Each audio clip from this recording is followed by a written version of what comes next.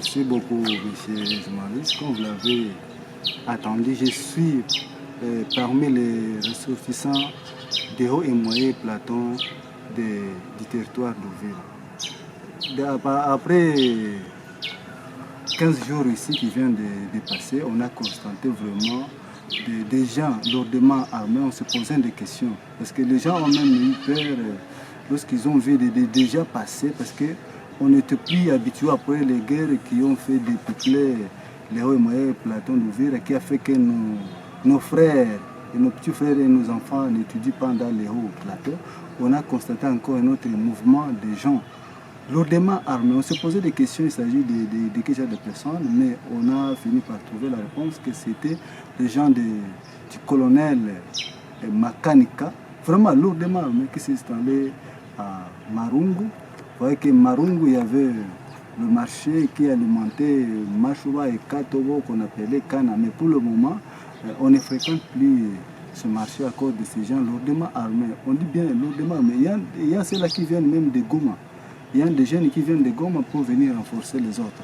Vous trouverez que même pour le moment, à Bijombo, vous trouverez à Massango, les gens commencent à prendre fuite parce qu'ils ont peur qu'ils seront attaqués par ces milices du colonel Makanika. Ce groupe est toujours actif dans ces milliers. Qu'est-ce qui a inquiété la population?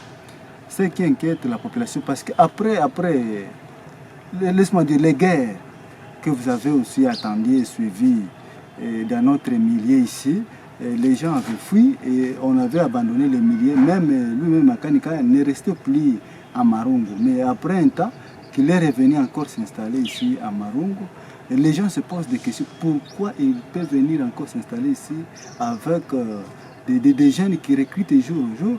Vous trouverez qu'il est même à 2 kilomètres avec les gens, l'armée du Burundi et le FARDC. C'est à 2 kilomètres parce que notre armée s'installe à 2 kilomètres. À 2 kilomètres. Donc, leur présence vous inquiète de plus? Vraiment, vraiment.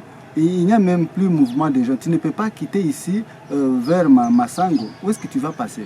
C'est là qu'on passait tu quittes Roningu, tu montes, après tu arrives à Katobo, et puis tu vas arriver jusqu'à Massango. Mais pour le moment, nous n'avons plus le chemin, parce que le chemin est barré par ces milices de Makanika. Vous vous adressez à qui pour porter votre plaidoyer? Nous nous adressons d'abord au gouvernement congolais d'attaquer ce genre, parce que les laisser continuer à recruter encore, ça frustre directement la population qui reste ici dans les hauts et moyens plateaux. Nous demandons au gouvernement d'imposer la paix avant que nous, les jeunes, nous ne prenions pas notre décision.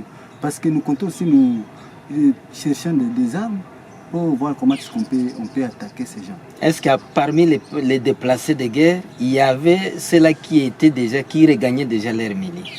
Bien sûr, il y avait certains qui avaient déjà regagné leur millier parce que vraiment, lorsque les gens ont fui les guerres qui s'est passées dans les hauts et moyens platons, on ne choisissait même pas de tribus. Que tu sois Moufulir, que tu sois Moubembe, que tu sois de n'importe quelle tribu, on avait tous fui.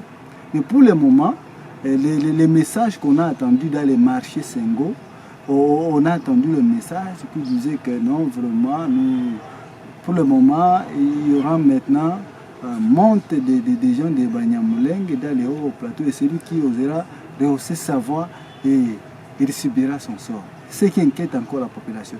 Alors que vous trouverez que ceux-là qui avaient fui la guerre, il y avait des Bafouliru, des Babembe, mais on a ciblé c'est le Banyamulenge, que celui qui va oser parler encore des retours des Banyamulenge, qui va oser s'attaquer au Banyamulenge, subira le sort. On ne sait pas comment est-ce qu'on peut tenir ce genre de message à la population. C'est un message aîné selon vous? Vraiment, c'est un message aîné que nous condamnons avec une dernière énergie qui ne devrait pas se passer. On devrait demander à toute la population, celui qui avait fui la guerre, de retourner. On ne devrait pas spécifier que les Banyamulenge et celui qui va oser encore s'attaquer aux Banyamulenge, alors que nous voyons les Goumino, nous n'allons pas tolérer. Vous savez, Goumino signifie, je vais le dire en swahili, Goumino signifie Ikala aussitôt, c'est ce que signifie. Ikala aussitôt, ces gens vraiment n'attendent pas. Ils ne sont pas prêts à quitter ces milieux. Et nous n'allons pas céder. Nous n'avons pas notre moyen au plateau, à part ce que Dieu nous avait donné, ce que vous voyez ici.